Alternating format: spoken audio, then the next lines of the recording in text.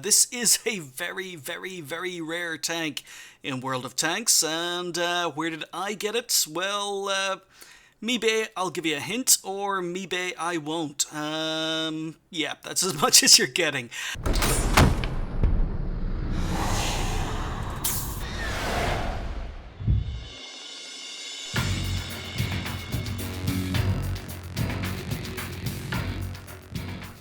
Hi folks, and welcome to the Is It Worth It for the M4A2E4 Sherman, the Tier 5 American Premium Medium Tank. This tank is currently not available from the tech tree, or it's not available from the gift store on EU or NA, but it is available for purchase on the Russian server, and it was a reward tank on the Southeast Asian server not so long ago. So it has been made available on other servers, but not on the EU or NA servers. And where does the tank come from? Well, it's a very, very rare tank because this is the tank that was given out as a gift to beta testers for the EU and NA. If a player played more than 1,000 games during the World of Tanks beta test, they received this as a reward tank, and it hasn't been made available since. Will it be made available again or at any time in the future? Yeah, the general consensus is not really, but they said the same thing about the KV220 as well. So never say never, but at the moment you can't get your hands on this unless you're playing on the Russian server where it's available for purchase. So as per usual, let's talk about the history of the tank. Now, the M4A2E4 was conceived in 1943 in March, built by July 1943. Only two were ever built. It was a prototype. It was part of a program experimenting with different types of suspension for the M4 Sherman. The type of suspension used on this tank actually performed quite well. It passed all its trials. However, the project was scrapped. Not down to the suspension, but down to the fact that the maintenance or repair of the suspension was just far too complicated compared to some of the other variations being used on other tanks. Now, while the tank was primarily built to test a different suspension type, there were some other design changes as well. The front of the tank actually had more armor, slightly more armor, basically giving it between 10 and 15 millimeters of extra effective armor over the regular M4. Another design change you may notice, it's quite noticeable here, are the two viewports. They're quite raised, they're quite prominent on the front of the tank. These aren't there on the M4 Sherman. In fact, you've got the driver's viewport on the M4 Sherman, but it's more depressed into the hull of the tank. As you can see on this tank, it's actually elevated above the hull. So you've got two of them, unlike the M4 Sherman. One for the driver and one for a machine gunner who was either the radio operator or the loader. Another change to the tank that was built into the tank was the sloping. You'll see that the sloping is very, very flat. It's got flat sloping on the M4A2E4, whereas the M4 Sherman is slightly more rounded. It does have the sloping, but it's got more rounded sides. This is completely flat, making the effective frontal armor, as I say, about 10 to 15 millimeters thicker than it is on the regular Sherman. However, as mentioned, the tank was primarily built to test the suspension, and the suspension was found to be just too awkward to repair if there were any problems. So, as I say, the project was scrapped with just two prototypes being built. So we're going to be comparing the M4A2E4 Sherman against all the other Tier 5 premium medium tanks in the game, and straight away you're going to notice that the hit points are on the low side. The hit points were the biggest criticism I had over the Chinokai. Just didn't get enough hit points, the armor wasn't good enough, and I felt that 610 was the average hit points for a lot of Tier 5 premium medium tanks that were first introduced into the game. I thought that the Hydrostat and the Chinokai were less hit points, but they were more recent additions. However, the M4A2E4 is one of the earliest premium Tier 5 medium tanks added to the game, and it's only got 480 hit points, same as the Chinokai, so maybe I was a little bit too critical on the Chinokai, but 480 hit points is definitely on the low side. It's a big, big weakness for this tank because it's going to get one hit killed, it's going to get two hit killed with just 480 hit points. Definitely not a positive for the tank. It's quite a heavy medium tank. In fact, it's the heaviest medium tank of all the tanks up here, maybe giving justice to the fact some people nickname it the Jumbo Jr. However, it gets a decent engine of 420 horsepower. Now, it's not the best engine the Ram 2 and the T25 have it beaten, but it's still pretty good. The power to weight ratio is pretty good for the weight of the tank. The top speed is very, very good at 52 kilometers an hour. It is the second fastest of all the Tier 5 premium medium tanks. Only the T25 is faster. The traverse speed on the A2E4 is pretty good at 37 degrees per second. It equals the Ram, pretty similar to the Matildas, very, very similar to the Chinook-Ai. In fact, only the Hydrostat has it well beaten. The turret traverse speed is also very, very good at 39 degrees per second. So again, very, very similar to the Ram 2, better than the other tanks, and the Hydrostat again has it beaten. But traverse speed is kind of the Hydrostat's thing. The view range is exceptionally good. In fact, it's got the best view range of any of the Tier 5 premium medium tanks up here. It's also got one of the best view ranges for any Tier 5 tank in the game. 370 meters of view range, very, very good for the A2E4. It's definitely one of the biggest strengths of the tank, and the signal range is pretty good as well. 570 matches the Matildas, it matches the Ram 2. In fact, only the German tanks have it beaten. When it comes to armor, the M4A2E4 is looking okay. 68 millimeters of frontal armor, not as good as the Ram 2 or the Matildas, but beats the other three tanks. The side hull armor is terrible, however, it only gets 38 millimeters of side armor.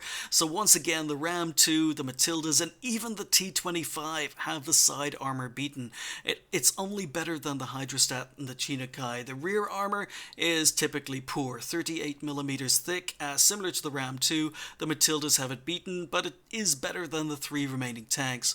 The turret armor looks okay. You get 76 millimeters of frontal armor, 50 on the sides, 50 on the rear. That's very, very similar to the Chinook-Ai. However, again, on paper, the Ram 2 and the Matildas have it well beaten. It's only better than the T25 or the Hydrostat. But overall, on paper, I think the tank looks quite good. Low number of hit points, but at the same time, it's quite fast. It's got a decent engine, so the acceleration isn't too bad. The traverse speed, both on hull and turret, are good. The view range is excellent. The signal range is good. And the armor looks okay. So popping into Tanks GG to take a closer look at this armor, and if I were to sum up the armor on the M4A2E4 in one word, it would be inconsistent. It has been inconsistent through my entire playtest. Some games it worked, some games it didn't, and I'm going to explain why. When we take a look at the lower glacis, it's tiny, and it's very, very well angled. It's very, very effective. The upper glacis is pretty good at 122 millimeters as well, so there are some tanks it's going to be facing. It will see Tier 5s, it will see Tier 6s. It gets special matchmaking. Tier 6 is the highest it will see. But there are some Tier 5s, there are some Tier 6s that can go through the lower glacis or the lower part of the hull on the Sherman Jumbo Jr. The join between upper and lower glacis, again, a little bit inconsistent. As you can see, we go from 125 to 111, 112. However, it's quite troll because players with a little bit of knowledge will usually remember that the lower glacis is probably the weakest part in most tanks. They'll try to shoot you here, and you can get players to shoot you here, and they'll be bouncing. The upper hull is what lends the armor the inconsistency, because the upper hull is only 96 millimeters of effective armor frontally.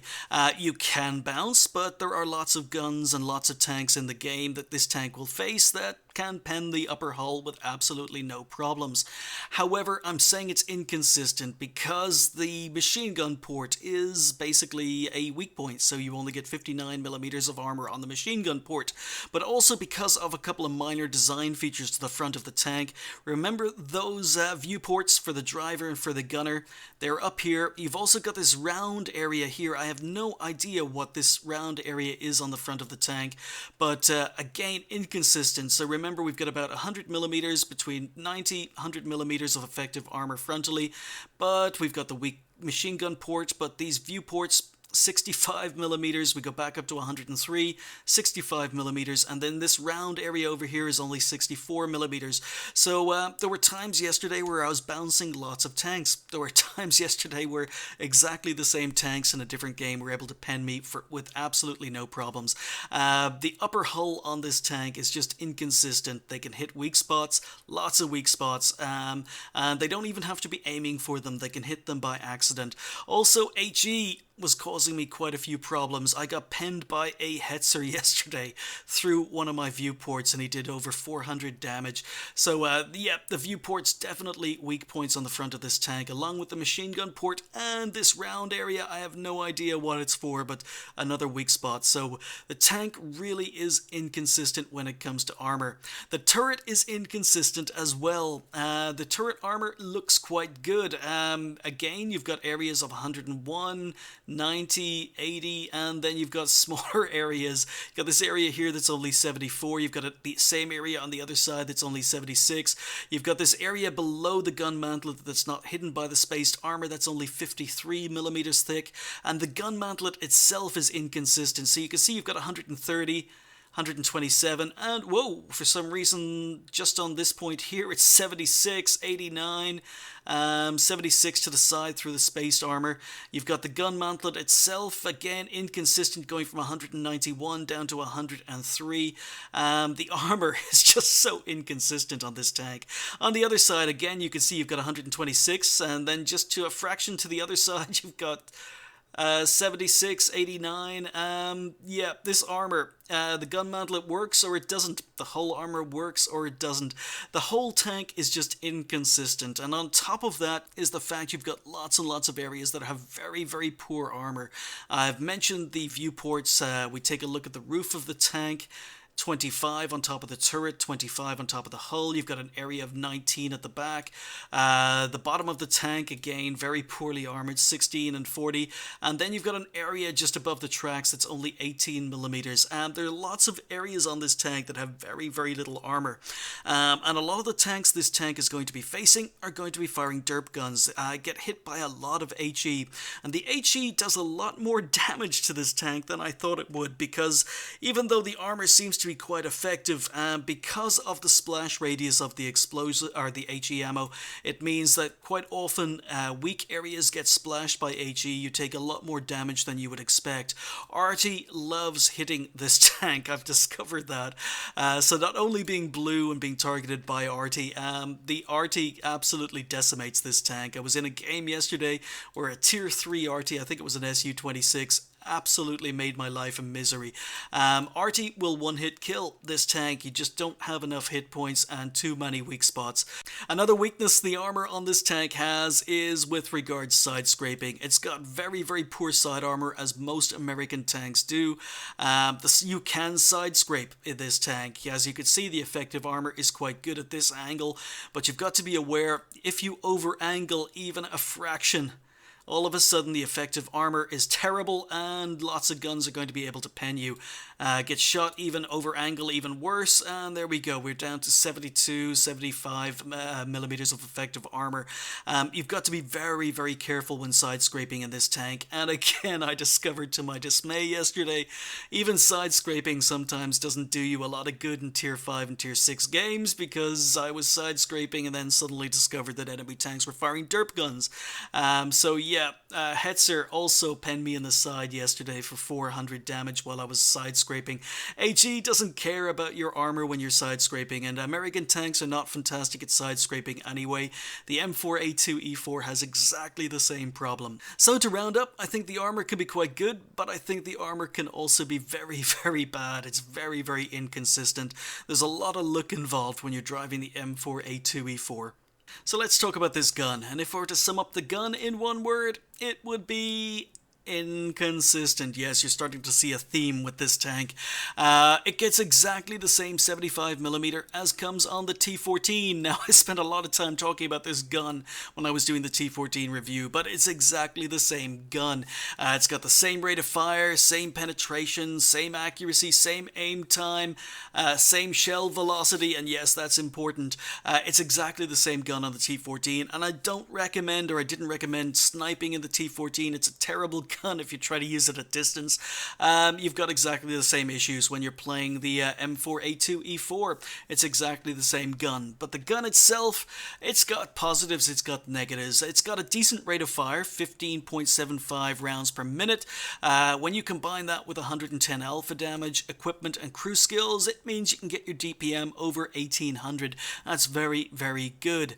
The aim time is okay, 2.1 seconds. I would like it to be a little bit better, but it seems to match the rate of fire quite well, so the aim time does seem to be okay. Could be worse. Exactly the same aim time on the T14.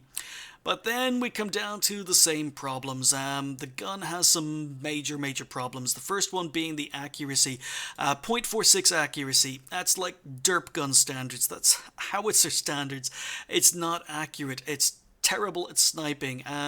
It's really not an accurate gun, and that means that not only do you have problems hitting your target or getting the shell to land where you're aiming, but when you combine that with another weakness of the gun, which is its penetration, it only gets 92 millimeters of penetration. Poor accuracy, poor penetration means even aiming for weak spots can be quite difficult. So poor penetration. The premium ammo is 127 millimeters. That's okay.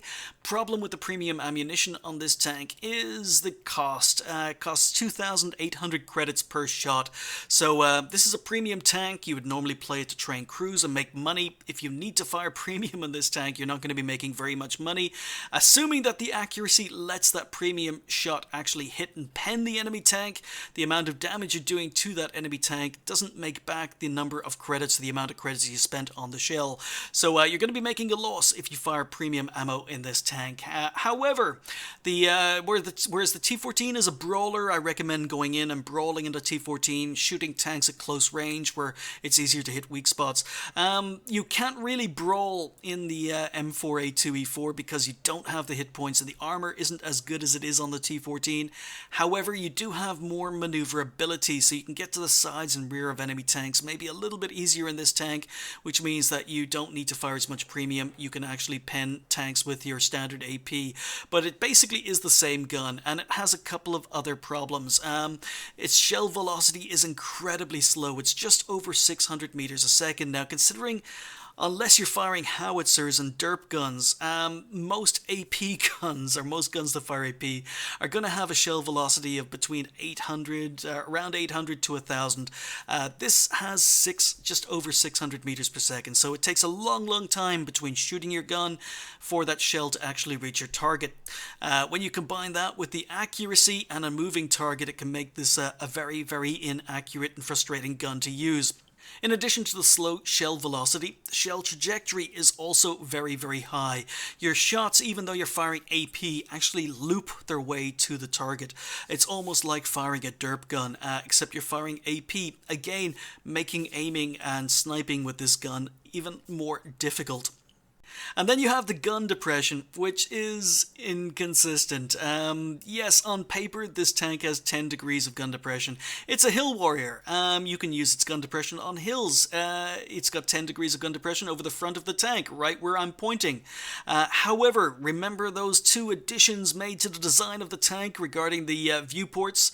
Yeah, as soon as you move your gun to the left or to the right and it reaches those viewports, your gun depression goes from 10 degrees to 5 degrees.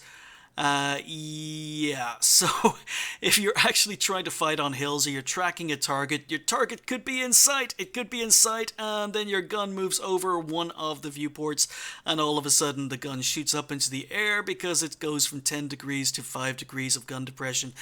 So it's only got 5 degrees of gun depression if aiming over these viewports. It's got 10 degrees directly to the front. It's got 10 degrees over the side. The problem with 10 degrees over the side is in order to get 10 degrees over the side, you're exposing the weakest armor on your tank. So the gun depression is not fantastic either. It also makes side scraping in this tank, even though I mentioned it while I was talking about the armor. Side scraping in this tank is not that easy because it's very easy to over side scrape. The side armor is not great, but if you're side scraping in this tank, it also means that the gun is pointing over one of the viewports, and that means that you've only got 5 degrees of gun depression when trying to side scrape. It's just very inconsistent. Okay folks, let's check out this gun and this engine in action. We are here on Lakeville. It's a tier 5 game. In fact, all the footage in today's video is from tier 5. I did have some tier 6 footage where I was failing badly, couldn't penetrate tier 6 tanks, but I ended up cutting it for the length of the review. But we're going to be checking out the engine and gun in this game. Now, I do have chat covered for a specific reason I'll show you in a future video. Su-85I, not one of my favorite tanks, coming up on my right. T-25 is spotted in the middle, and Su-85I dies. Okay, yeah, not exactly a strong tank. Okay, so really I know there are a bunch of tanks sitting down at the bottom along the J line who just took out the Su-85I. I decide, you know what, I am going to fall back because I don't have much shooting at what I'm spotting. Even if I did spot in the middle, no one is going to be able to shoot. And I'm relocating because I've learned by now my armor is not great. So taking this thing into town, not a good idea. Taking it into the valley, not really a good idea. Not with that many RT, 4 RT on the enemy team. So I'm moving down here to the rocks. I don't need the advisory anymore. So once again, it's a medium tank. As you can see, the speed is quite good. I relocated. Spots off on the T-25. I've got better view range than he does. T-25, not great view range. And as long as he's moving, he's not setting his binocs in action. You can see how long it takes for the shell to reach the target here. How looping, you know, big shell trajectory, big shell or slow shell velocity. Someone else takes out the T-25. I do get some shots in, maybe hit a couple of blind shots, but 222 damage that we know of done so far. And I decide, yeah, maybe I can head over to the valley. Maybe I can do some hill work here, use my gun depression. Again, not really wanting to do this because of so many RT on the enemy team. So, wondering whether or not I have shots. Advancing, and then I noticed that our Su-26 just got killed by the Sexton too. So, yeah, I know RT's got this area pre-aimed. So I'm going to try and use the Sexton for some cover. These tanks aren't as far advanced as I was hoping. And shot goes right over the BDR. As you can see, I had an orange reticule on the BDR's weak spot. So now I notice that, okay, we're being flanked. 2 TDs coming up through the middle. And again, one of the biggest strengths of this tank is its maneuverability. It may not be as fast acceleration-wise as the M4 Sherman in-game is, but it can move. It's not slow. And it does have a higher top speed, so we can relocate. Gonna try and take out the TDs in the middle, making sure don't have shots into town. And here we go. Now I'm gonna be using the gun depression. Now I've got to sit straight on here. I can't sit at an angle because if I sit at an angle, I'm only going to have 5 degrees of gun depression. So take out the mortar at the back. You can see me adjusting, moving from side to side to make sure I have the gun depression. Hold down, and he can't pen my turret. So, yep, the turret armor, it's an American tank, it can go hull down. Turret armor is a little bit inconsistent, but you can use it as a hill warrior, you can use it on slopes, as long as you remember you've got to stay pointed directly towards the enemy tanks. So we've lost town. I know that there's a Panzer SFL 4 moving up, or at least over there somewhere. T-34 and a Stug in the valley defending against a BDR. And I figure I don't need to help those guys because they've got 3 RT to support them. I'm on my own over here. RT are going to be shooting the BDR. So I decide to just inch forward, and we've spotted a Bison, and there's that view range. Great view range. This tank, the view range is just so good. So as long as you time your shots and take account the slow shell velocity, aim fully, you can do damage. The gun is actually okay. In fact, the accuracy, very inconsistent. In this game, the gun's accuracy worked.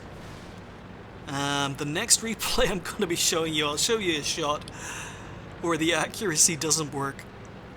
But anyway, we've cleared up, killed all the tanks, just 3 RT and a BDR left. I'm on 4 kills, 833 damage. Excuse me. So advancing, and once again, biggest strength of this tank is its view range, as you're about to see. And there you go, spotted the Vespa. And again, long aim time, and that's a bounce. And you'll bounce a lot. You'll even bounce against RT. But we set the Vespa on fire. 5 kills, just 3 tanks left on the enemy team. And our RT do take out the BDR, so just 2 RT left. I've killed 2 RT.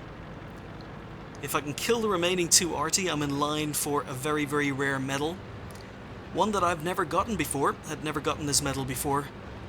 But you can see that we're doing 40 kilometers an hour, and you know, as long as we get favorable ground and maybe even downhill a little bit, we can actually reach our top speed.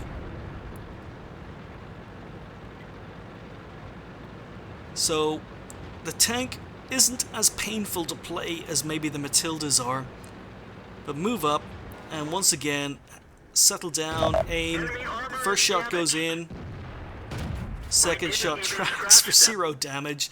Again, that penetration. Take him out for kill number 6. Just 1 tank left on the enemy team. So I didn't get to show off the armor very much, other than turret armor and the fact you can go hull down like most American tanks. But you got to see that the tank is fairly fast, it is fairly maneuverable. You got to see that the gun, when it behaves, is quite good. When you're top tier and the match is favorable, the tank can do a job. But there are 7 kills. And believe it or not, that wasn't enough for an ace tanker, but we did pick up a Dimitri's medal, which is the first one I've ever done for killing 4 RT in the same game. We also picked up a high caliber and Top Gun in that game, but you could see, yeah, damage when you're shooting lower tier tanks, the gun is pretty good, nice amount of kills, and as long as you don't fire any premium ammo, look how cheap the ammo is, 23 shots fired, 1,288 credits on ammo. I took no damage there, but it's a good money maker for a tier 5, a very good money maker for a tier 5, as long as you don't have to fire premium ammo. As soon as you start firing premium ammo, those credit margins are just going to, or your profit margins are just going to crash. But yeah, the gun, when it behaves, is good, but you could see the slow shell velocity. You got to see I had to lead targets so much in order to make up for that slow shell velocity. But you also got to see the tank played as a medium tank. It's fast enough, it's maneuverable enough to play it like a medium tank. So let's talk about crew. The crew is very, very balanced in this tank. You've got a commander, a gunner, a driver, a radio operator, and a loader. That means it's a perfect crew trainer for pretty much all the American medium tanks from tier 5 up. So from the M3 Lee's a little bit different, but from the M4 all the way to the M4A2E4 patent, it's a perfect crew trainer. The second line of American medium tanks, slightly different, because when you get into the T69 and the T54E1, we don't have a radio operator. So you're going to have a spare radio operator. You're going to need a spare radio operator if you're training up a T69 crew or a T54E1 crew. But for the original line of medium tanks, all the way from the M4 through the Easy 8, Sherman Jumbo, Pershing, and the Pattons, it's a perfect crew trainer. So let's talk about equipment. Starting off with the toolbox. Toolbox is only viable if you're playing on a budget. If you've got a spare equipment slot, spare toolbox, then toolbox is not going to do the tank any harm, but I think there are better pieces of equipment.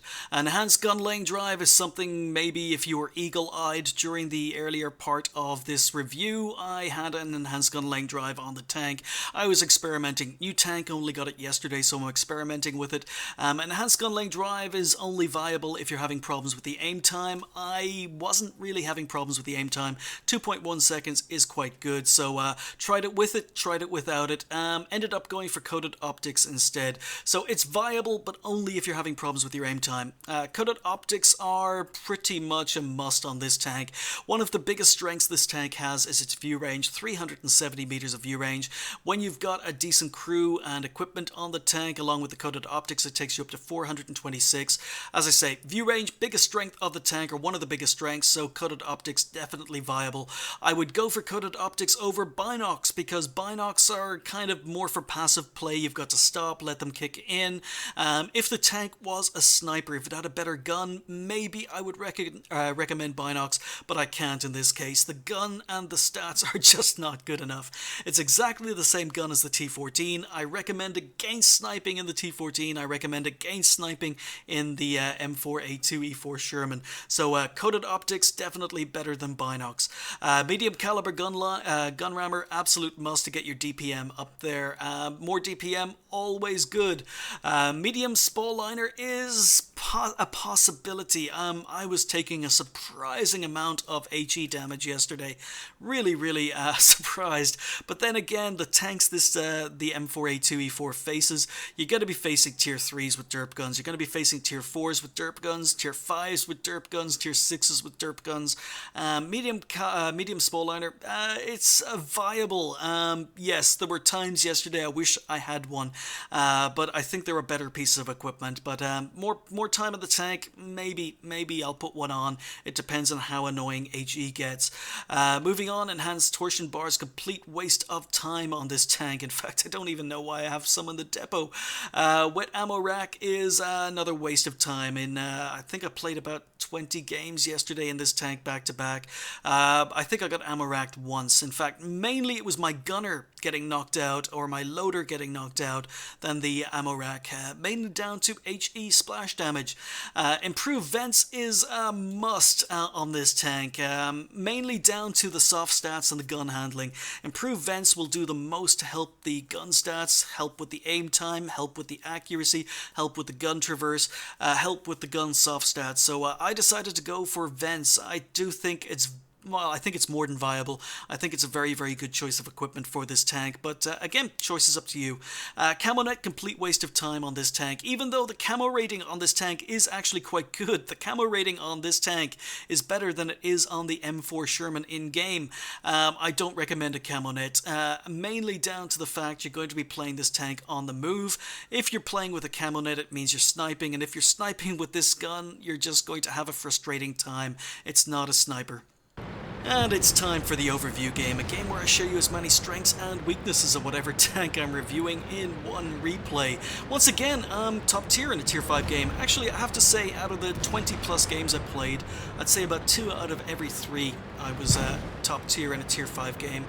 Matchmaking seems to be quite nice to this tank. I'm just wondering who is doing all the shooting behind me. Lots of shots being fired. My team aren't very experienced, but then again, the enemy team aren't very experienced, so that's fine. 2 KV-1s, a KV-1S, and a Matilda on the enemy team. Now, they're all tanks. I'm going to struggle, especially from the front. I'm going to struggle to pen them. But you can see the speed, you can see the maneuverability. There's one RT in play. Once again, we're just pushing up, and PZ-4H. And you can see how inaccurate this gun is at shooting on the move. It's not accurate even when it's aimed fully. Inaccurate there, but we do manage to get a shot into the PZ-4H. I'm moving into RT cover. Again, I'm perfectly aware RT's in play. Covenanter has now got me proxy spotted. There's a T-34 here, and I need to be careful because in previous games to this, T-34s were tearing me apart. They're faster, more maneuverable, able to get to my sides and rear. So Covenanter's looking for shots, he's poking. Just keeping an eye on this guy's turret. He's taking a shot. Poke out, nothing here. Sneak a shot in.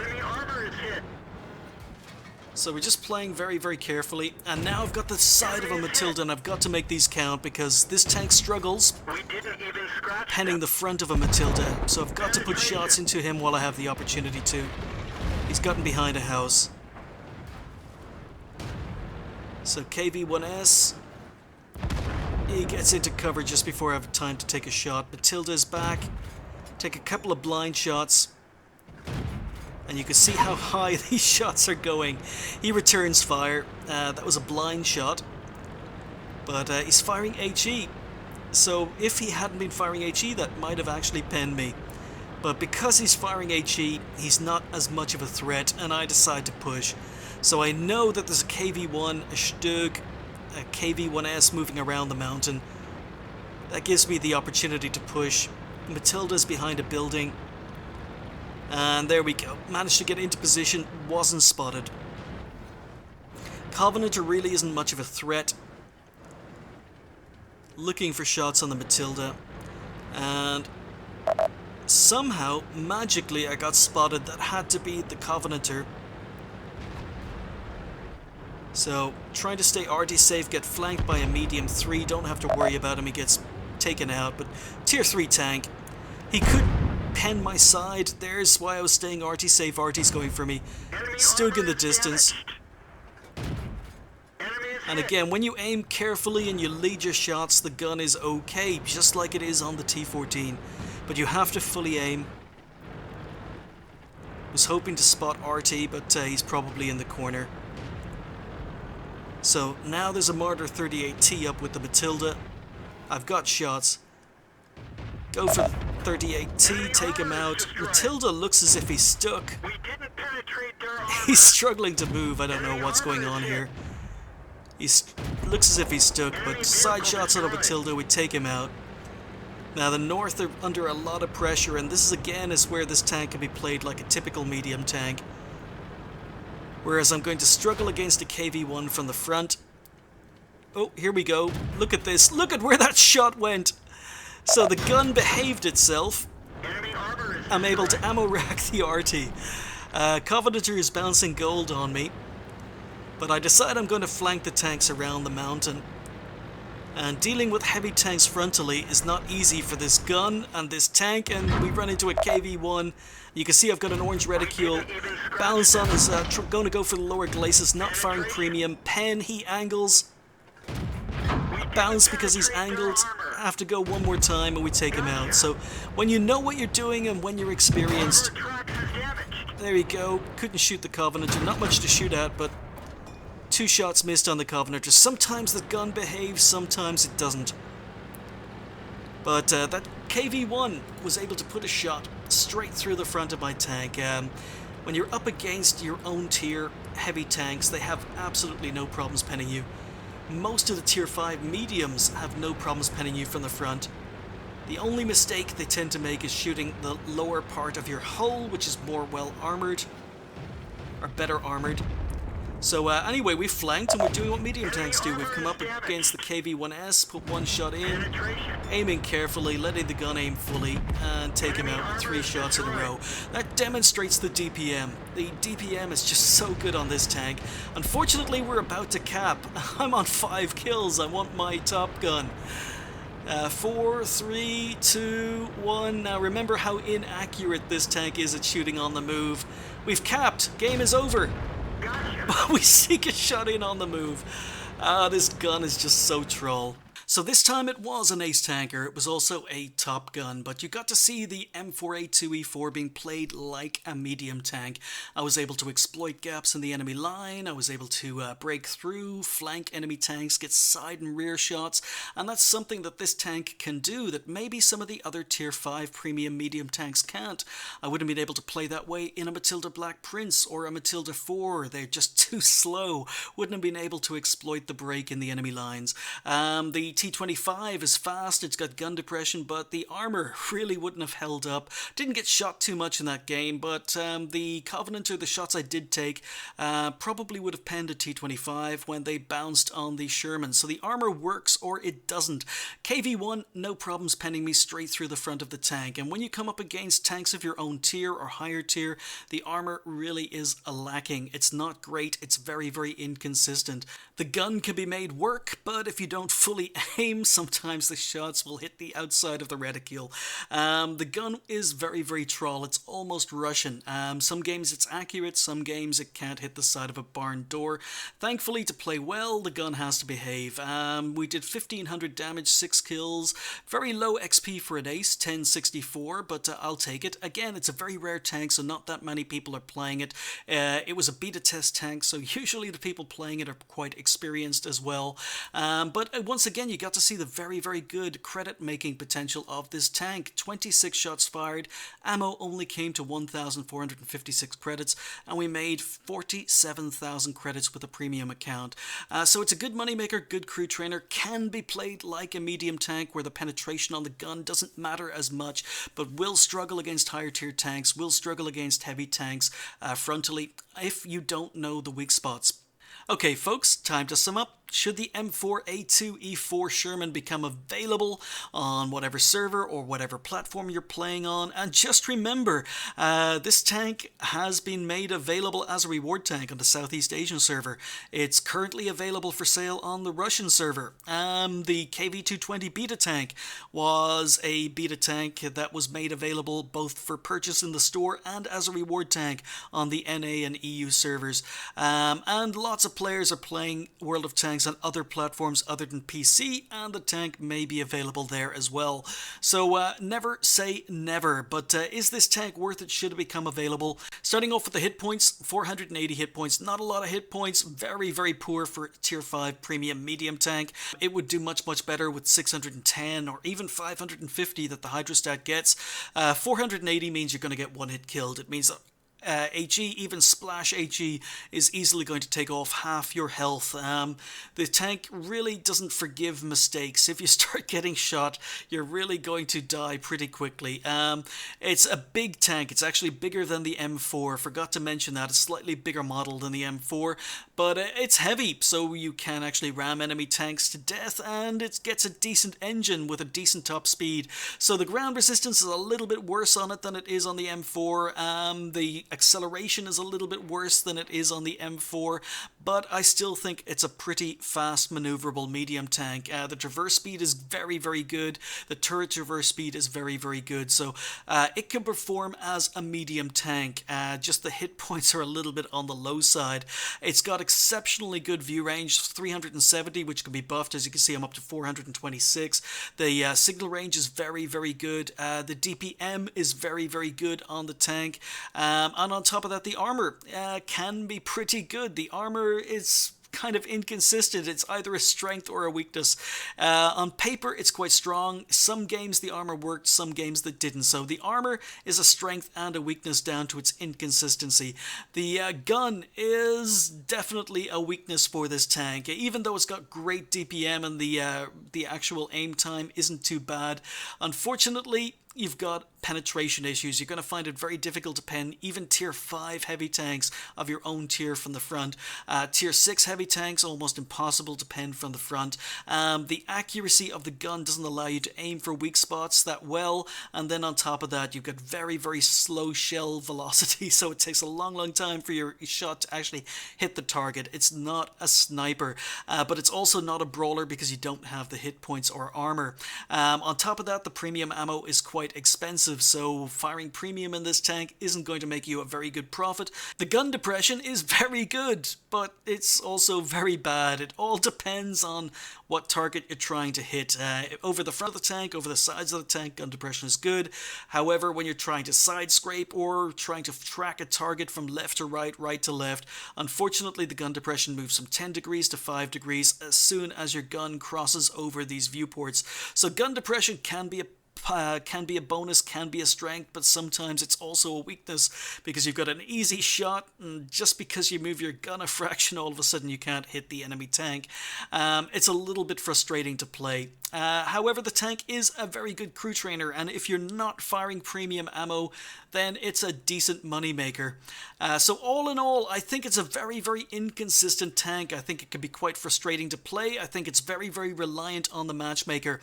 Because it's fast, because it's maneuverable. It's not actually reliant on the map. It really doesn't matter what map you get this tank on. It can do a job on city maps, it can do a job on big open maps, so it's not map dependent, but it is definitely matchmaker dependent.